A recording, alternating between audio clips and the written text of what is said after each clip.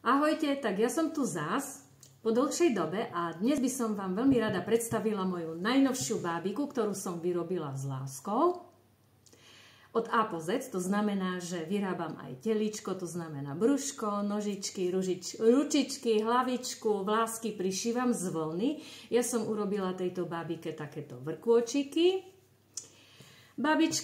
Bábika krásne sama stojí, hýbe nožičkami, môže sama sedieť, ručičkami.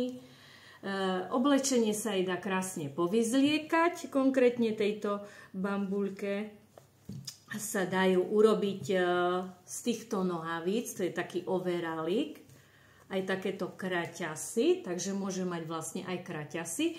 A dala som tejto bábike meno turistka Johanka, pretože má takýto ruksačík, ktorý je plne funkčný. A dievčatko, ktoré sa bude s bábikou hrať, si môže do tohto ruksačíka uložiť čokoľvek. Pár cukríkov, žuvačky, alebo ja tu mám takýto štipček. Takže čokoľvek. A čo je úplná novinka, čo som vyrobila pre bábiku, je taká darčeková krabička, ktorú vám teraz ukážem.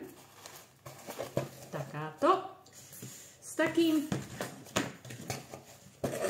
priesvitným okienkom. A ja by som bola veľmi rada, keby ste mi napísali do komentára, že či sa vám takáto darčeková krabička páči a čo by ste na nej vylepšili, alebo čo by ste vylepšili všeobecne na nejakom darčekovom balení na mojich bábikách. Ja vám veľmi pekne ďakujem za vašu pozornosť a za komentáre. Ahojte, uvidíme sa na budúce.